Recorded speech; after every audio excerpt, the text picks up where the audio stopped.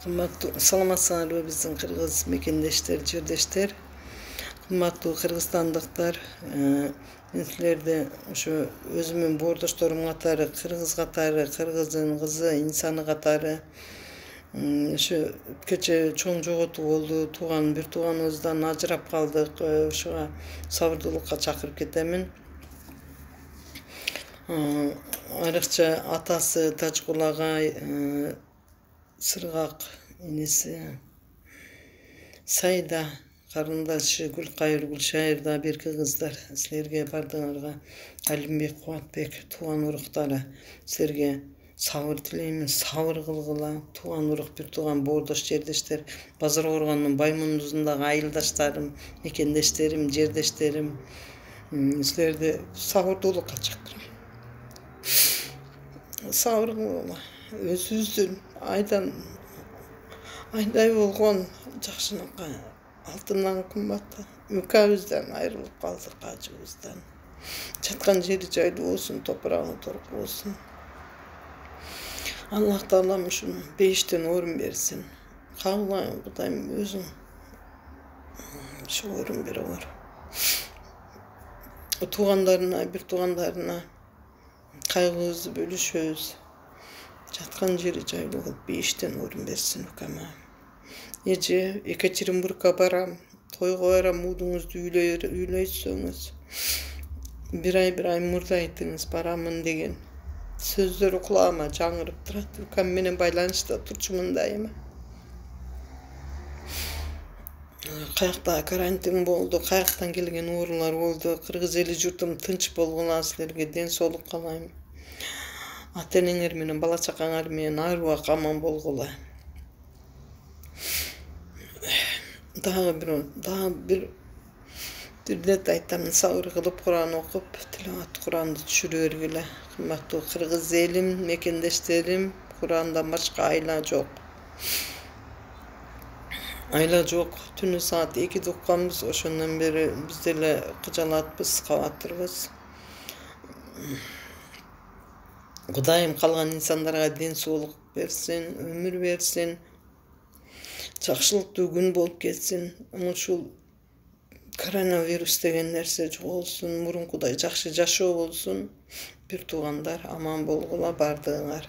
Раббана атина фид дунья хасаната ва фил ахирати хасаната ва кина азабанар. Ассаламу алейкум, урматтуу кыргыз элим, урматтуу мекендештер, баарыңыздарга ден соолук. Аллахым баарыбызды асмандан, жерден келген жаман апат, жаман кырсыктардан Аллахым өзү сактаган болсун. Жана ушундай оор күндөрдө жаман оору сыркоолордон Аллахым бизди алыс кылган болсун. Урматтуу кыргыз элим, жана баарыңыздарга көңүл айтып кетем. Кыргызымдын жүрөгү десем болот. Канчалаган көптөгөн мусулмандардын башын бир кылып турду десем болот. Ушул инсаныбыз Чубак Ажылов дагы биздин арабыздан бул жашоодон чыныгы жашоого кош айтышып кете берди. Эмне деп кетти? Бул жашоодо баары болот эх досторум. Таза жашап, шүгүр айткын эх досторум. Капаланбай, ушак айтпай, түз жүр досум. Бул жашоодо кол алышып, көңүл ачып жүргүн досум. Баарыңарга бакыт каалайм эх досторум. Менден кетсе, кечиргиле бир досторум. Бул жашоодон кош айтышып жатканымда, кабырга дээр канатымсың эх досторум деп ушинтип. Чубак Ажыловдун жаткан жерлери жайлуу болсун.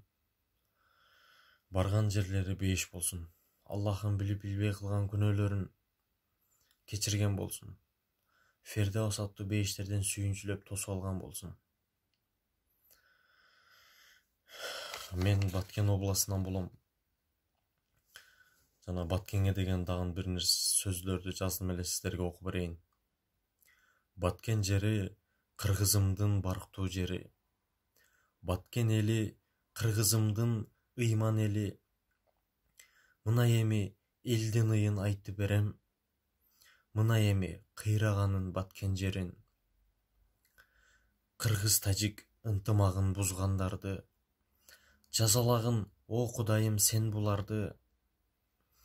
Кыйналдык о Баткенели о кыргызым, тажик-кыргыз урушу бүткөндөн соң. Жетип келет кана эми мен чечем деп. Жыйып алып 5 мүнөткө ырда берет.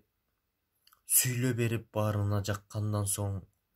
Бир коёнду килейтип тартып кетет. Эмне үчүн чындыкты эч ким айтпайт. Эмне үчүн элдин ыйын эч ким укпайт. Чыркырата чындыкты айткандары ак үйдө орун таппай кыйналабы. О кыргызым, бийлигибиз кандай турат? Жерин сатып өз элини окко тутат. Баткенимди ойлогон патриоттордун бийлигибиз түбүнө жетип турат.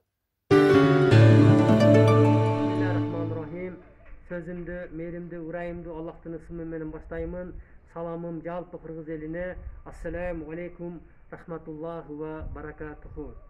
Ulu hurmatlı Kırgız elim, mına 11 iyul günü bizden Kırgızstanda öte eң çoğun bir kaygı oldu, eң çoğun bir jogotu oldu.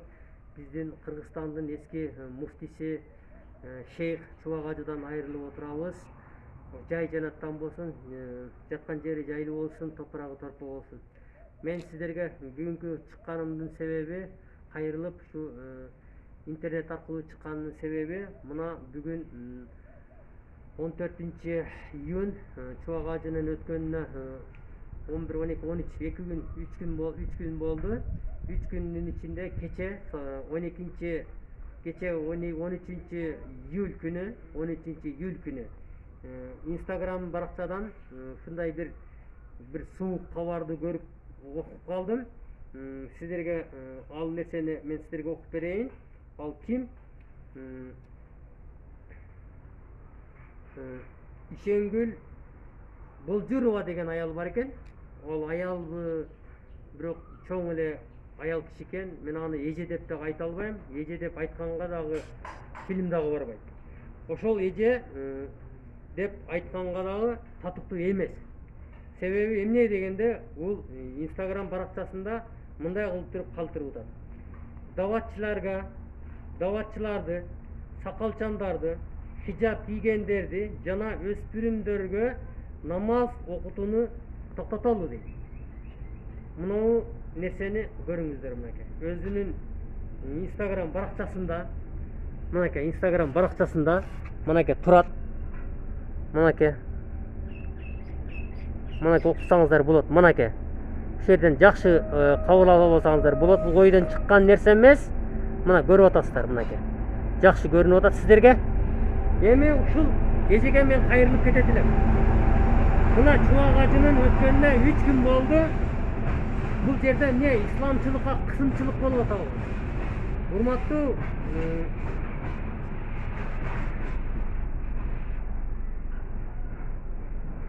Ишенгүл деген эже. Сизди мен эже деп эле коеюн, Ишенгүл. Сизге даватчылар, ошондой эле хижап кийгендер, сакал өстүргөндөр, ошондой эле өспүрүмдөргө намаз окутканга сиз тыйым салып атасыз. Эмне үчүн сиз эмне мусулман эмессизби? Эгер сиз мусулман эмес болсоңуз, сиз Кыргызстанда эмес, башка мамлекетке барып туруп, ушул нерсеңизди интибатыңызды коюңуз. Кыргызстан бул мусулмандардын мамлекети. Христиандердин мамлекети эмес. Бул неге бул чыгарып аткан, бул сүйлөп аткан сөз үчүн, бул чыгарган нерсеси үчүн сиз акыретте жооп бересиз. Сиз Чубакажы өлгөндөн пайдаланып сүйлөп атасызбы билбейм, бирок бул нерсени сиз токтото албайсыз дагы. Себеби Алла Таалам жаш балдарга биздин пайгамбарыбыз Мухаммад саллаллаху алейхи пайгамбарыбыз айткан, 7 жаштан баштап балаңарды намаз окуганга үйрөткүлө деген. Сиздин сүйлөгөн сөзүңүз, неден чыгарган нерсеңиз, мына нерсе үчүн бул дүйнөдө жооп бербесеңиз, сиз акыретте жооп бересиз. Сиз азыр мусулмансызбы, мусулман эмессизби, христиансизби, башка динсизби, диндесизби, сиз ушул үчүн акыретте сөзсүз жооп бересиз. Ошон үчүн урматтуу мен жогорку бийликтегилерге дагы кайрылып кетет элем. акыркы күндөрү исламчылыкка ушунчалык кысым көрсөтүлүп атат. Ушунчалык кысым көрсөтүлүп атат.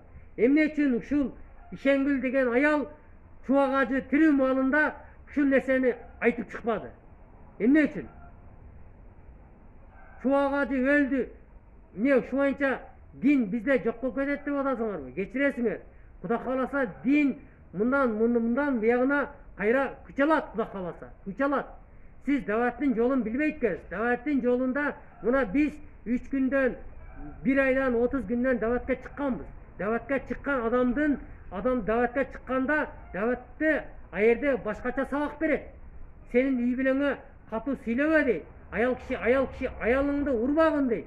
Үйүңө барып туруп бүгүн дават бүткөндөн кийин үйүңө барып туруп, сен аялыңдын колунда жумушты алып туруп, үйдү шыпырбасаң, сен үйдү шыпырып, аял кишиңе оокат берип, идиштерди жуугун деп туруп, ошентип даватты адамдарга дават берет. Сиздин сүйлөп аткан сөзүңүз сакалдарды алдырыш керек, анан кийин жаш балдарга намаз окутпаш керек деп. Сиз эмне Кыргызстанды ислам дининен чыгарып, мусулмандарды жок кылайын деген ниетиңиз болсо, анда сиз жаңыласыз.